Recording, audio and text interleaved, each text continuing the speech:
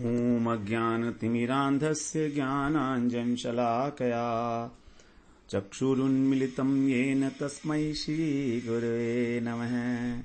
वन्देऽहं श्रीगुरो श्रीयुतपदकमलं श्रीगुरून् वैष्णवांश्च श्रीरूपं साग्रजातं सहगण रघुनाथान्वितं तं सजीवं साद्वैतं सावधूतं परिजनसहितं कृष्ण चैतन्य देवं श्रीराधा कृष्णपादान् सहगण ललिता श्रीविशाखान्वितांश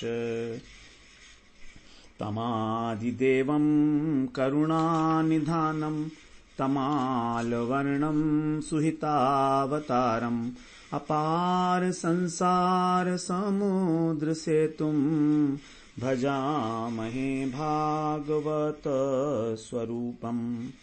हे देव हे दैत हे भुवनैक बंधो हे कृष्ण हे चपल हे करुणैक सिंधो हे नाथ हे रमण हे नयनाभिराम हा हा कदानुभवितासि पदं दृशोर्मे।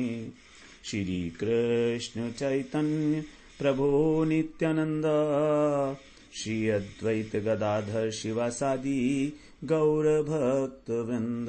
हरे कृष्ण कृष्ण कृष्ण हरे हरे हरे राम राम राम हरे हरे।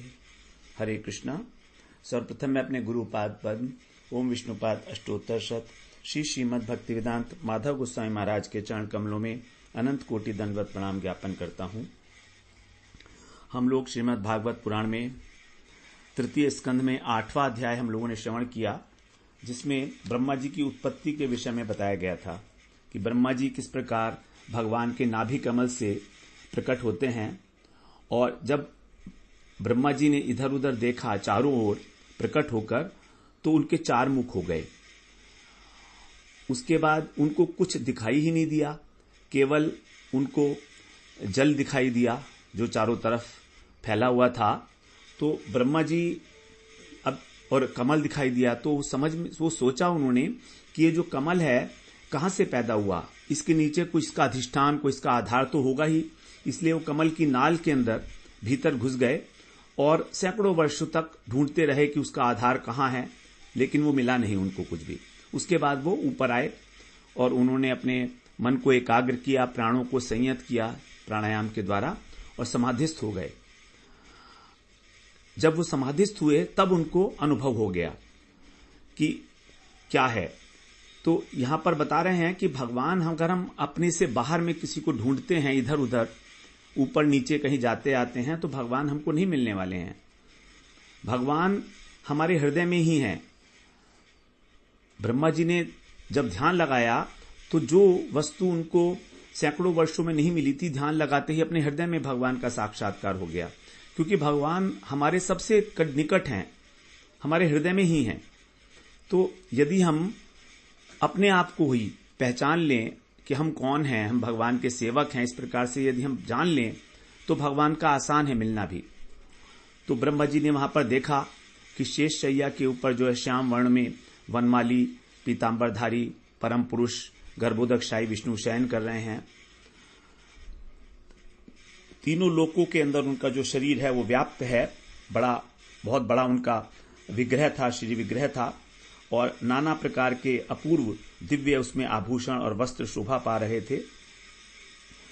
मानो जो अलंकारों की शोभा बढ़ाने के लिए उन्होंने धारण किया है। अलंकार की शोभा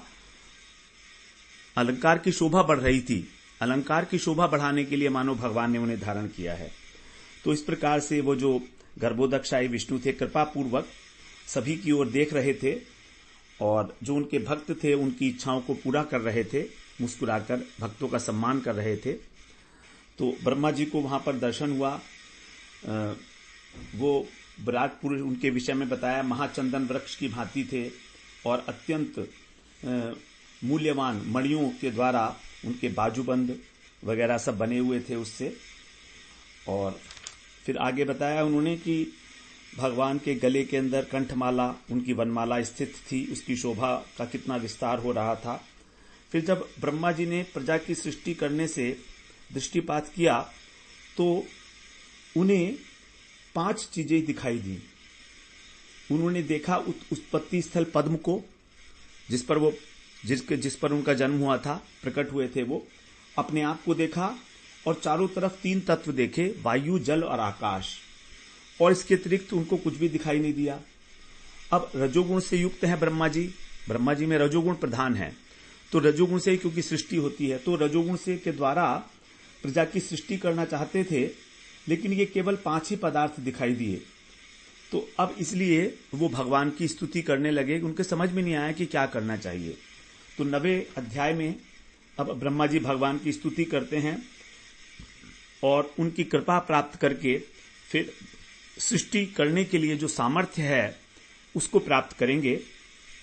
तो ब्रह्मा जी की जो स्तुति है बड़ी महत्वपूर्ण है।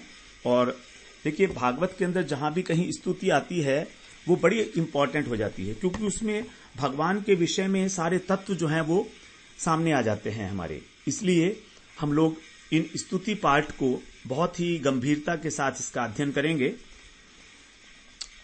कह रहे हैं, ब्रह्मोवाच ज्ञातोऽसि मेद्य सुचिरान्नुदेह भाजाम् न ज्ञायते भगवतु गतिरेत्यवद्यम् नान्यत् त्वदस्ति भगवन्नपि तन्न शुद्धम् माया गुण व्यतिकराद्य दुरुर्विभासी।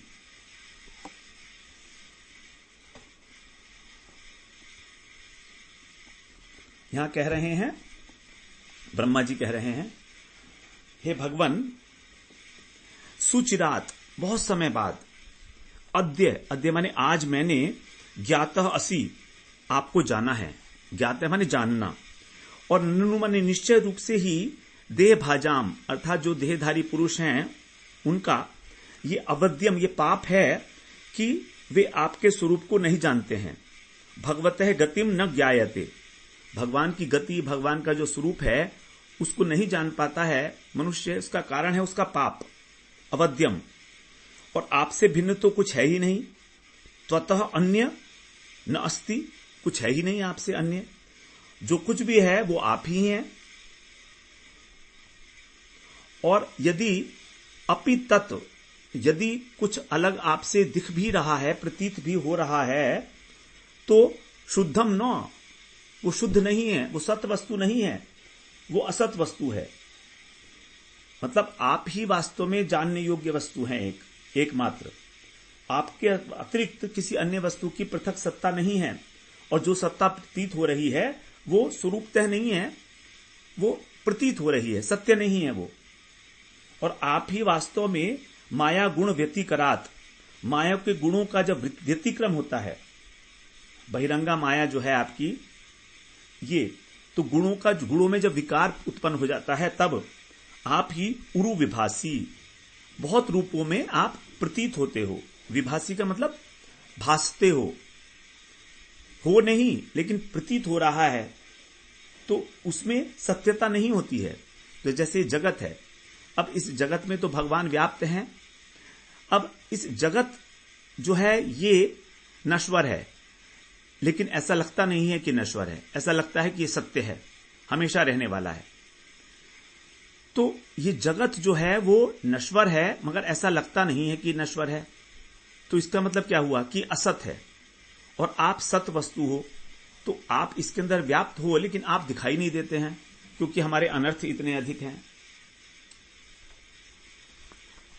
तो इस प्रकार से भगवान उनसे कह रहे हैं कि आप जो माया के अंदर विकार उत्पन्न होते हैं, उसी के कारण ये अलग अलग पदार्थ जो दिखाई दे रहे हैं, पंच महाभूत से बने हुए और अलग अलग प्राणियों के शरीर, वो केवल दिख रहे हैं ऐसे, वास्तव में है कोई भी नहीं, क्योंकि सब नाशवान है, सब असत वस्तु है, स्वरूपतः सत्य नहीं है वो। न शुद्धम, वो शुद्ध नहीं है, शुद्ध वस्तु केवल आप ही हैं। तो यहां पर माया के विषय में बताया कि माया के कारण ही हमको ऐसा जगत प्रतीत हो रहा है और हम उसको सत्य मानने लगे हैं।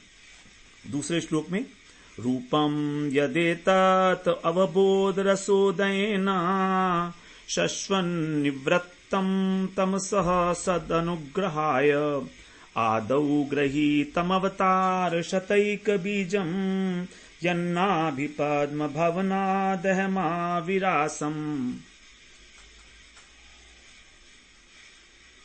कह रहे हैं यत नाभि पद्म, जिनकी नाभि रूप, जो नाभि से जो कमल उत्पन्न हुआ उसमें भवनात् अहम, मैं, नाभि कमल का जो भवन था उसमें मैं अविरासम मतलब प्रकट हुआ, मैं वहां से प्रकट हुआ हूं।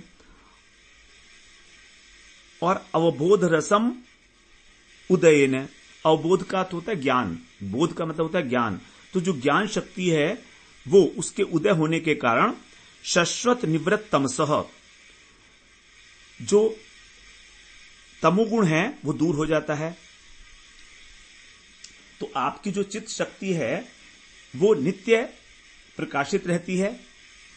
अवबोध, अवबोध का मतलब ज्ञान शक्ति आपकी शाश्वत माने नित्य, आपकी नित्य शक्ति प्रकाशित रहती है। इसलिए माया के जितने भी गुण हैं, विशेष रूप से यहां पर निवृत्त तमस, तमस का अर्थ है यहां पर माया, तमोगुण तो है ही लेकिन माया को भी तमस कहा जाता है, अंधकार।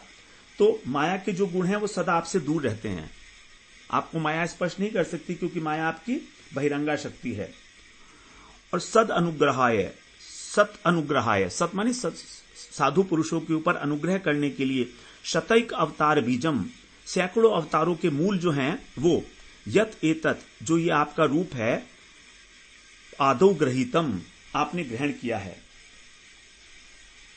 जो आप मूल कारण हैं, तो आपकी जो गर्भोदकशाही श्री विग्रह है आपका, गर्भोदकशाही विष्णु के रूप में, ये भक्तों पर कृपा करने के लिए प्रकट है और मैं उसी की नाभि कमल से प्रकट हुआ हूं। आदौ ग्रहीतम, सबसे पहले आपने इसी को ग्रहण किया ब्रह्मांड की उत्पत्ति करने के लिए, जिसकी नाभि कमल से मैं उत्पन्न हुआ हूं। अब आगे कह रहे हैं तीसरे श्लोक में, नातः परम परम यद्भवतः स्वरूप मानंद मात्रम विकल्प विद्धवर्चः पश्यामि विश्वसृजमेकम विश्वमात्मन् भूतेन्द्रियात्मक मदस्त उपाश्रितोस्मि। यत भवतः, भवतः का मतलब आपका, यत माने जो, जो आपका आनंद मात्रम, आनंद मात्र और निर्विकल्प अर्थात निराकार, आपका जो स्वरूप है वो कैसा है, निर्भेद और आनंद मात्र है। निर्विकल्प का मतलब है निर्भेद, जिसमें कोई भेद नहीं है, ऐसा। और कैसा है वो, परम तेजोमय है। अविद्ध वर्चः, वर्च का मतलब है तेज, जिसका जो तेज है वो अखंड है, ऐसा आपका जो शरीर है वो परम स्वरूपम, आपका जो परम स्वरूप है उसे, अतः परम न पश्यामि, तो आपका जो स्वरूप है इस प्रकार का ब्रह्म स्वरूप, उसको मैं इस, जो मैं इस समय देख रहा हूं आपको, ये इससे मैं भिन्न नहीं देखता हूं। तो यहां पर जो ब्रह्म के लिए कहा गया है कि जो आपका प्रकाश में, जो आपका निर्विकल्प और जो आपका अखंड तेजोमय और आनंद मात्र शरीर है, वे जो ब्रह्म स्वरूप है आपका, वो मैं इस जो सविशेष आपका विग्रह है इससे मैं अलग नहीं देख रहा हूं, अर्थात एक ही वस्तु है। वास्तव में जो ब्रह्म स्वरूप है वो इसी अद्वैत तत्व का जो है आंशिक प्रतीति है। हम जानते हैं ना, तीन प्रतीतियां हैं भगवान की, ब्रह्म, परमात्मा और भगवान। तो ब्रह्म के स्टेज में उसके अंदर निराकार है, निर्विकल्प है, और तेज तो है ही, और आनंद एक मात्रम भी है। तो ये कह रहे हैं कि वो जो ब्रह्म स्वरूप है वो इससे भिन्न नहीं है। और हे आत्मन, इसलिए एकम विश्वम, एकम विश्वम का मतलब है ये जो विश्व है एक ही विश्व है, अद्वितीय विश्व है। इस विश्व से आप एकम अविश्वम, अविश्व माने विश्व से जो अतीत हैं, तो आपके जो आत्मा का माने आपकी इंद्रियों के अधिष्ठान जो हैं वो इस विश्व से अतीत हैं, अर्थात गुणों से अतीत हैं। और अदौ उपाश्रित अस्मि, मैं आपके इस रूप का आश्रय लेता हूं, मैं आपकी शरण ग्रहण करता हूं, इसीलिए मैं आपकी शरण ग्रहण करता हूं कह रहे हैं, क्योंकि विश्व से भिन्न एवं जीवों की इंद्रियों के अधिष्ठान आपके इस अद्वितीय सविशेष रूप का ही मैं आश्रय लेता हूं। तो आप हे आत्मन, इसलिए आप विश्व की सृष्टि करने वाले हो, लेकिन फिर भी अविश्वम हो, अर्थात विश्व से भिन्न हो, और जीवों की इंद्रियों के अधिष्ठान हो। और मैं आपके इस अद्वितीय, एक माने अद्वितीय सविशेष रूप का जो मैं देख रहा हूं अपनी आंखों से, उसका मैं आश्रय लेता हूं। उपाश्रित अस्मि। चौथे श्लोक में कहते हैं, तद्वा इदं भुवन मंगल मंगलाय ध्याने स्मनो दर्शितम ते उपासकानां तस्मै नमो भगवते नुविधेम तुभ्यं यो नादृतो नरक भागभिरसत् प्रसंगई। हे भुवन मंगल, भगवान के लिए संबोधन है बड़ा प्यारा सा। हे भुवन मंगल, हम आपके उपासक हैं, हम आपके उपासक हैं।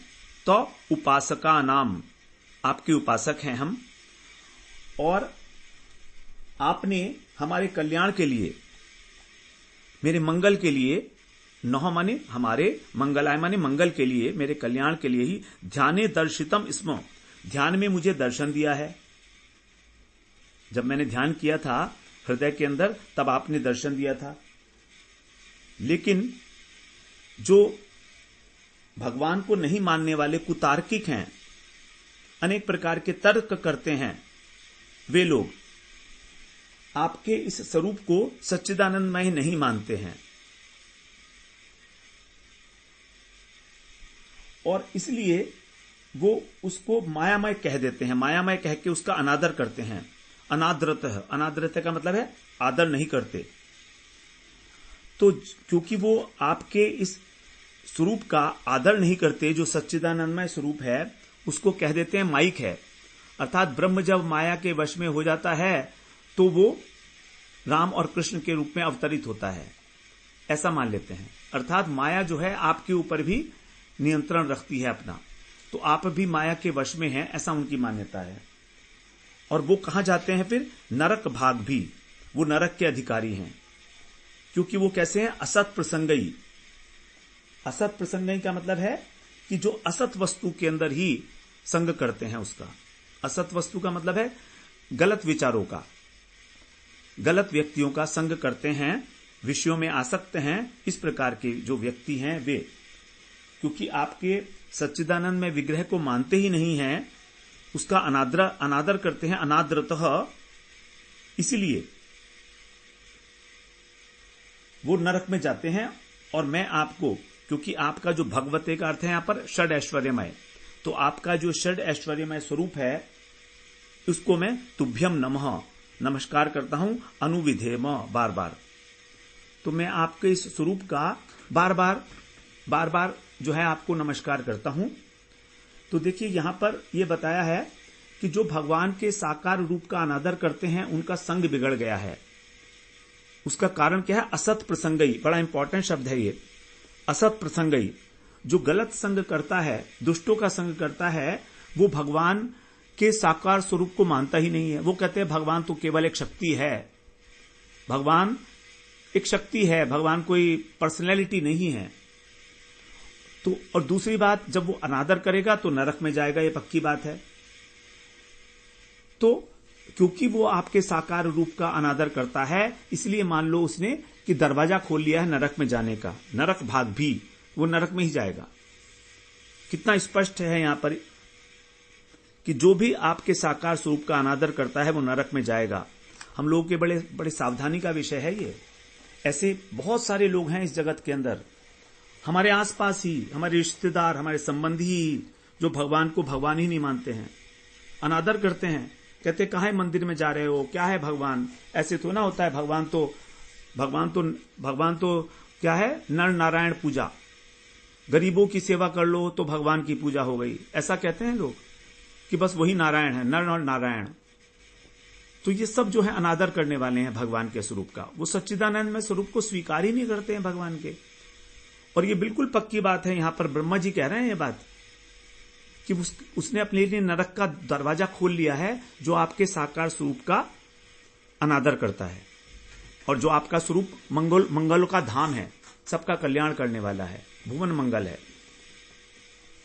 आगे 5वें श्लोक में कहते हैं, ये तु त्वदीय चरणाम्बुज कोश गंधम जिघ्रन्ति कर्ण विवरै श्रुतिवात नीतम भक्त्या गृहीत चरणः परयाच तेषाम् नापैशिनाथ हृदयाम्बुरुहा स्वपुंसाम्।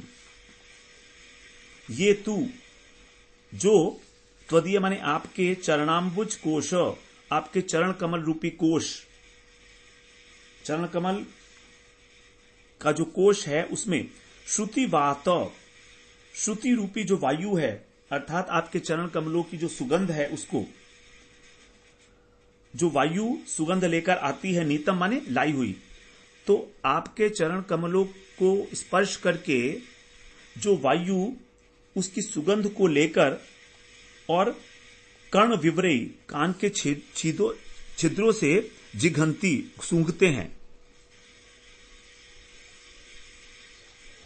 और ये वायु कौन सी है? ये वायु है श्रुति, श्रुति वात, श्रुति रूपी वात। बड़ी इंपॉर्टेंट बात है यहां। श्रुति का मतलब है हमारे जो वेद हैं, जो शास्त्र हैं, और वेद और शास्त्रों का मतलब क्या है? भक्ति, नवधा भक्ति का पालन करना। तो श्रवण भक्ति रूपी वायु, आपके जो नाम, आपका गुण, आपकी लीलाएं, उनका श्रवण करना, यही है वायु। श्रुतिवात नीतम, जो इस प्रकार आपके गुण लीलाओं इत्यादि का वर्णन है, वो जब सुना जाता है तो वही है वायु, और वो उस वायु को लेकर आ रही है जो आपके चरणों से स्पर्श की हुई सुगंध को ले रही है। तो जो उसको सूंघते हैं, उस वायु को, वे परया भक्तिया, परम भक्ति से आपके चरणों को पकड़े हुए हैं। गृहीत माने पकड़े हुए हैं। तो यदि हम भगवान की लीलाओं का गान कर रहे हैं, भगवान की नाम का गान कर रहे हैं, तो ये समझिए कि हमारा जो ये श्रवण करना है, ये वास्तव में वो वायु है जो भगवान के चरणों की सुगंध लेकर हमारे कानों में, हमारी नासिका में प्रवेश कर रही है। और उन्होंने आपके चरण कमलों को पकड़ा हुआ है। पकड़, गृहीत माने अच्छे तरीके से पकड़ा हुआ है। हे नाथ, हे स्वामी, तेषाम स्वपुंसाम, उन स्वपुंसाम जो आपके अपने मनुष्य हैं, अर्थात आपके अपने भक्त हैं, आपके अपने जन हैं, हृदय अंबुरुहात न अपैशी, आप उनके हृदय कमल से कभी दूर नहीं होते। कितनी बड़ी बात की है ब्रह्मा जी ने यहां पर भक्ति विषयक, कि जो वेद वेदांत की हवा चल रही है, जो हरि कथा चल रही है, भागवत की कथा चल रही है, जिसमें भगवान का नाम, गुण, लीला का वर्णन किया जा रहा है, वो वास्तव में आपके चरण कमलों की जो कोश हैं, कोश का मतलब होता है भंडार, तो आपके चरण कमल उस सुगंध के भंडार हैं। तो ये जो श्रवण है, ये उस सुगंध को फैला रही है। और ये जो सुगंध है, जब जिघ्रंती कर्ण विवरई, अब देखिए आप इसको, इंपॉर्टेंट बात यह है कि सूंघना तो है, लेकिन सूंघना किससे? नाक से नहीं सूंघना है, कानों से सूंघना है। कर्ण विवरई, कानों के छेद से। जबकि आप कहेंगे कि सूंघा तो नाक से जाता है, लेकिन यहां पर वो सुगंध की तो बात नहीं हो रही ना, यहां पर बात हो रही कथा रूपी सुगंध की। तो सुगंध जो है वो नाक से नहीं सूंघनी है, यहां पर कान से सूंघनी है। और कान से जब सूंघा जाता है तो हृदय में उतर जाती है, और जब वो हृदय में उतर गई तो फिर भगवान जो हैं आपके चरण कमल भी हृदय में आकर विराजमान हो जाते हैं। और उसके बाद फिर जो है भगवान भक्त को छोड़कर कहीं जाते नहीं हैं, क्योंकि वो भक्ति रूपी रस्सी से बंध गए हैं। तो भक्ति जो है एक प्रकार की रस्सी है जो भगवान के चरण कमलों को बांध लेती है। बड़ी महत्वपूर्ण बात है ये। यही बात जो है जो श्री चौराग्र गण पुरुषाष्टकम है उसके अंदर बताई गई है। धनम च मानम च तथेन्द्रियाणि प्राणांच हृत्वा मम सर्वमेव पलायसे कुत्र धृतोद्य चोर त्वं भक्ति दाम्नासि मया निरुद्ध। भक्त कह रहा है भगवान से कि तुम चोर हो, हे चोर, तुमने मेरे धन को, मेरे मान सम्मान को, मेरी इंद्रियों को, मेरे प्राणों को और यहां तक कि मेरा सर्वस्व हर लिया है। अब कहां भागे जा रहे हो इन सब चीजों को लेकर? क्यों आप जा नहीं सकते?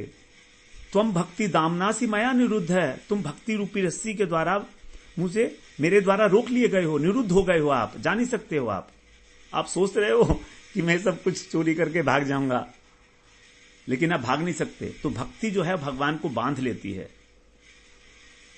और उस भक्ति का जो बंधन है उस रस्सी को भगवान काट नहीं सकते। भगवान बड़े बड़ी चीजें काट देते हैं। छिन्नस्ति घोरम यम पाशबंधम भिन्नस्ति भीमम भव पाशबंधम छिन्नस्ति सर्वस्य समस्त बंधम नैवात्मनो भक्त कृतम तु बंधम। बड़ी प्यारी बात बता रहे हैं। आप जो यमराज जी का पाश है, उसको भयंकर पाश है, उसको काट देते हो, आप नरक नहीं जाता। आप बड़े बड़े संसार के जो हमारी आसक्तियां हैं उन सबको भी काट देते हो आसानी से। छिन्नस्ति सर्वस्य समस्त बंधम, और सारे बंधन काट देते हो इस संसार में जितने भी हैं। लेकिन जो आपके प्रेमी भक्त के द्वारा रचा गया है वो प्रेममय बंधन भक्त कृतम नैवात्मनो, उसको आप नहीं काट पाते। इसलिए आप अब मेरे हृदय के अंदर ही रहो। यही है आपका दंड, और बहुत समय तक इस दंड को तुम प्राप्त करो। और कब तक रहो? कह रहे हैं कारागृहे वस सदा हृदये मदीये मद भक्ति पाशदृढ़ बंधन निश्चल सन त्वाम कृष्ण हे प्रलय कोटि शतांतरेपि सर्वस्व चौर हृदयान नहीं मोचयामी सर्वस्व चौर हृदयान नहीं मोचयामी। हे मेरा सर्वस्व चुराने वाले चोर कृष्ण, तुम मेरी भक्ति रूपी जो रस्सी है, ये दृढ़ बंधन, इसमें निश्चल होकर बिल्कुल कोई भी आप हरकत नहीं कर सकते। मेरे हृदय रूपी कारागार में निवास करते रहो, और मैं तुमको इस कारागार से करोड़ों कल्पों में भी विमुक्त नहीं करूंगा। मेरी इच्छा है ना, अब तो मैं करूंगा ही नहीं। प्रलय कोटि शतांतरेपि, कोटि कोटि शतांतरेपि, प्रलय चाहे कितनी प्रलय आ जाएं, कितने ही कल्प बीत जाएं, मैं आपको यहां से नहीं मुक्त करूंगा। तो बड़ी सुंदर बात है ये भक्त और भगवान के बीच का जो बंधन है। तो भगवान इस प्रकार भक्ति रूपी रस्सी से बंध जाते हैं। अब छठे श्लोक में कह रहे हैं तावद भयम द्रविड़ गेह सुहृन निमित्तम शोकः स्पृहा परिभवो विपुलश्च लोभ तावन्ममेत्य सदवग्रह आर्ति मूलम यावन्न तेंघ्रिमभयम प्रविणीत लोकः। कह रहे हैं धन, द्रविड़ का मतलब धन, घर और संबंधी, द्रविड़ गेह और सुहृत निमित्तम, उनके कारण तभी तक हमको भय शोक इत्यादि होते हैं। शोक, स्पृहा, भय और परिभव, परिभव का मतलब है पराजय, और लोभ, ये सारी चीजें, विपुल लोभ मतलब बहुत अधिक लोभ, ये तभी तक होता है जब तक आर्ति मूलम, आर्ति का मतलब दुख, जब तक ये दुखों की जो जड़ है, और वो दुखों की जड़ है क्या? मम इति, ये मेरा है, ये है सबसे बड़ा आर्ति मूलम, दुखों की जड़ है मैं और मेरा। तो असत अवग्रह, ये जो मैं और मेरा है ये वास्तव में सच नहीं है, ये झूठा है और दुराग्रह है, अवग्रह है। आग्रह नहीं है, ये दुराग्रह है। तो जब तक ये है तभी तक है ये, जब तक यावत ते अभयमंघ्रि लोकः न प्रवीणीत, जब तक अभय स्वरूप आपके चरणों का आश्रय नहीं लिया जाता। तो ये जो सारी चीजें हैं, बंधन इत्यादि, घर का, संबंधियों का, धन का, तभी तक है शोक, भय, लालसा, पराजय, लोभ, और ये मैं और मेरा जो वास्तव में इनकी जड़ है अविद्या।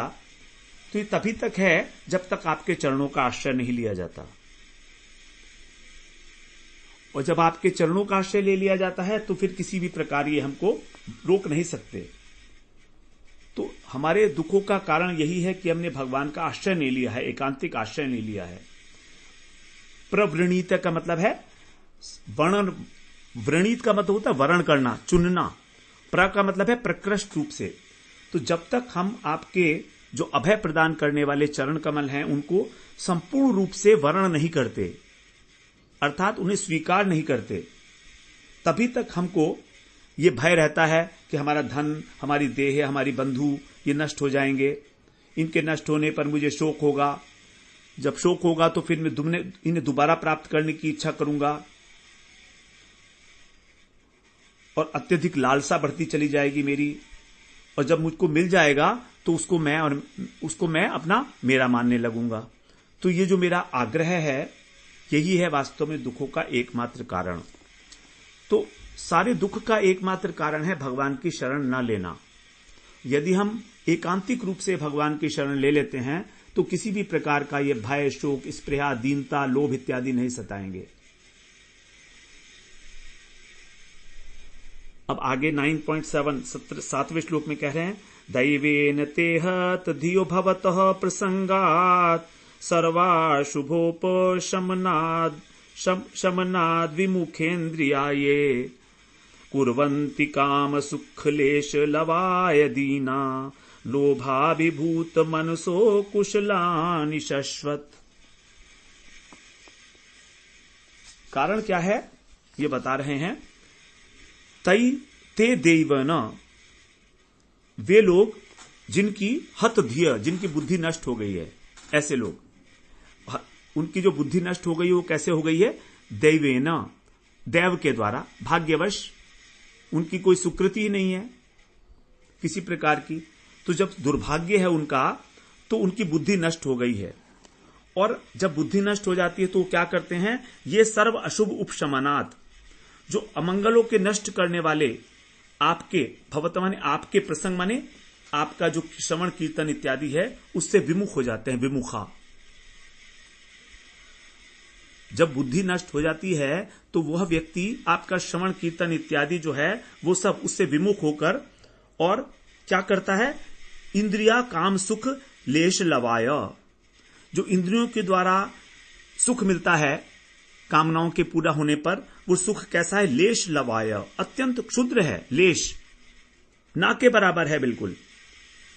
तो उसको पाने के लिए फिर अत्यंत दीनहीन बन जाता है, लोगों के आगे हाथ फैलाता फिरता है कि मेरे को ये दे दो, मुझे वो दे दो, मुझे वो दे दो। कारण क्या है? कारण यह है कि उसने आपके चरणों का आश्रय नहीं लिया है। उसका दुर्भाग्य है कि उसको अपनी कथाओं में आपकी रुचि ही नहीं है। और लोभाभिभूत, और लोभ से आक्रांत रहता है। मन से शाश्वत अकुशलानी, और मन उसका निरंतर गलत काम करता रहता है, दुष्कर्म करता रहता है। कुर्वंती माने करता रहता है। तो इस प्रकार के लोग जो हैं, जो आपकी कथाओं से विमुख हैं, वही जो है दुष्कर्म करते हैं संसार के अंदर। तो जो व्यक्ति प्रेमी भक्तों का सत्संग नहीं करता है भगवान के, वो भगवान के लीलाओं कथाओं से विमुख होके और इस जगत के अंदर सारे बुरे बुरे काम करता है। हम देखते हैं ना कि इस समाज के अंदर जो इतना गंदगी आ रही है, जो गलत काम किया जा रहा है, इतना भ्रष्टाचार फैल रहा है, इसका एकमात्र कारण यही है कि उनका भगवान के चरणों में प्रेम ही नहीं है, श्रवण कीर्तन ही नहीं करते हैं भगवान की लीलाओं कथाओं का, वो उनसे बिल्कुल विमुख हैं। इसीलिए वो अमंगलजनक कार्य में लगे रहते हैं, तुच्छ विषय वस्तुओं को पूरा करने के लिए, तुच्छ कामनाओं को पूरा करने के लिए। तो वे कैसे हैं बता रहे हैं कि दैवेन, उनका जो भाग्य है वो अत्यंत भाग्यहीन है, और भाग्यहीन होने के कारण ही दैव ने उनकी बुद्धि को हर लिया है।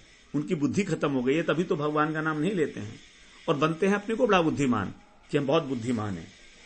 ऐसे किस प्रकार से कह रहे हैं ब्रह्मा जी जो आदि जीव हैं।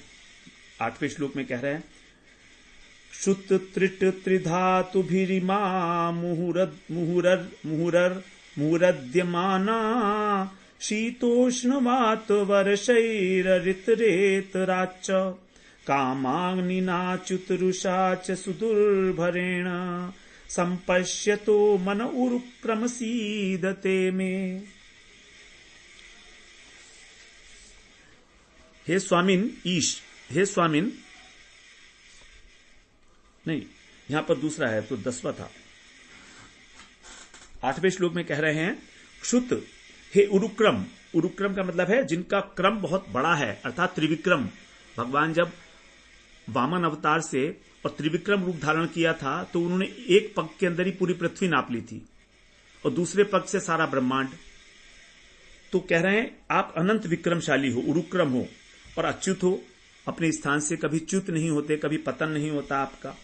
तो ये जो भूख प्यास है, च्युत माने भूख, त्रिट माने प्यास, और त्रिधातु भी वात पित्त कफ, शीत उष्ण सर्दी गर्मी, वात वर्षई आंधी और वर्षा, ये सब द्वंद्व जो हैं जीवन के, इतर इतरेत, ये परस्पर एक दूसरे से काम अग्निना, कामना रूपी अग्नि से दुर्भरेण रूषा, रूषा माने होता है क्रोध, तो ऐसा क्रोध जिसको सहन नहीं किया जा सकता, दुस्सह क्रोध से मुंह माने बार बार, अरद्यमाना, रौंदे जा रहे हैं। जो संसार के साधारण मनुष्य हैं वो रौंदे जा रहे हैं अपनी कामनाओं से अनेक प्रकार की। तो संपश्यतः में मन सीदते, ऐसा देखकर मेरा मन को बड़ा कष्ट हो रहा है। ब्रह्मा जी कह रहे हैं कि ये जो भूख प्यास से, भगवान से जो हरि कथा से विमुख लोग हैं, भूख प्यास वात पित्त कफ सर्दी गर्मी हवा वर्षा इत्यादि से, पुत्र स्त्री आदि के कारण बार बार कष्ट पाते हैं, और इसके अतिरिक्त कामाग्नि, असहनीय कामाग्नि है कामनाओं की, और अविराम क्रोध, तो काम और क्रोध इसके कारण दुखी होते हैं। तो हे उरुक्रम, हे पराक्रमशाली, हे अच्युत, इस अवस्था को देखकर मैं बड़ा दुख हो रहा हूं कि इनका उद्धार कैसे होगा। अब आप तो उरुक्रम हो, आप तो पराक्रमी हो, वीर्यवान हो, आप शक्तिवान हो, सर्वशक्ति समर्थ हो, आप कर सकते हो, इनका उद्धार कर सकते हो आप चाहो तो, और आप अच्युत हो, हमेशा अपने स्थान पर स्थित हो, आपका कभी पतन नहीं होता है। दोनों बातें हैं आपके अंदर, तो आपके अंदर शक्ति भी है और उस शक्ति का कभी किसी भी क्षण ह्रास भी नहीं है, वो कम भी नहीं होती है। कई बार ऐसा होता ना कि हम कोई बहुत काम करते हैं तो थक जाते हैं, जब थक जाते हैं तो फिर आराम करने लगते हैं, लेकिन भगवान ऐसे नहीं है। तो भगवान के लिए दो जो विशेषण दिए गए बड़े रेलेवेंट हैं यहां पर। आप उरुक्रम हो अर्थात महाशक्तिशाली, महापराक्रमी, महावीर्यवान हो, आप सबका उद्धार कर सकते हो चाहो तो, और आप इतना शक्ति का प्रयोग करके भी आप अपने स्थान पर ही स्थित रहते हो, इसलिए अच्युत हो, आप कभी भी थकते नहीं हो। तो इस प्रकार से ब्रह्मा जी कह रहे हैं कि मैं बड़ा दुखी हो रहा हूं। देखिए किस प्रकार से ब्रह्मा जी दुखी हो रहे हैं हमारे लिए, संसार की दशा देखकर कितना दुख हो रहा है ब्रह्मा जी को। तो आज हम लोग इस 9वें श्लोक पर ही, 8वें श्लोक पर ही विश्राम लेते हैं। बड़े इंपॉर्टेंट श्लोक हैं और हमारे मनन करने के योग्य हैं, और इन सभी श्लोकों को एक बार आप ग्रंथ से जब दोबारा एक एक अक्षर के साथ इसको पढ़ेंगे तो आपके हृदय के अंदर भी, हमारे हृदय के अंदर भी सबके इस प्रकार की भावना जो है आएगी कि देखो तो केवल हरि कथा से विमुख होने के कारण हम अननेसेसरी इस संसार के कष्ट भोग रहे हैं। केवल इतना सा बस। अरे भाई थोड़ी देर अगर हरि कथा सुन लेंगे, भगवान का भजन कर लेंगे तो क्या बिगड़ जाएगा हमारा? कोई लॉस हो जाएगा क्या भगवान का नाम लेने से? कभी कभी सोचता हूं मैं भी कि क्या भगवान का नाम लेने से हमारा कोई लॉस हो रहा है? मेरी बिजनेस पे कहीं असर पड़ रहा है? मेरी नौकरी, मुझे निकाल देंगे नौकरी से मुझे भगवान का नाम लेने पर? अरे बहुत समय होता है प्रभु जी, सबके पास हम लोग, हम व्यर्थ के बातों में उस समय को जो है वेस्ट करते हैं। तो उस समय में ही थोड़ा सा समय चुरा लें अपने लिए। ये जो हम चुराएंगे ना समय 1 घंटे का 2 घंटे का अपने लिए, यही वास्तव में हमारी पूंजी है जो हमारे साथ जाएगी मृत्यु के बाद।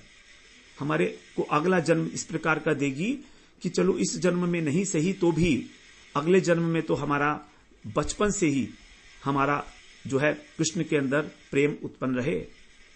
तो इसलिए हम लोगों को इस विषय में बार बार सोचना चाहिए। तो ये सारे जो श्लोक हैं मनन करने योग्य हैं। They are for the reflection. अपनी डीपली रियलाइज करें, एनालाइज करें हम अपने हृदय में कि where do we stand with respect to these ideas. वंशा कल्पतरुभ्यश्च कृपा सिंधुभ्य एव च पतितानां पावनेभ्यो वैष्णवेभ्यो नमो नमः।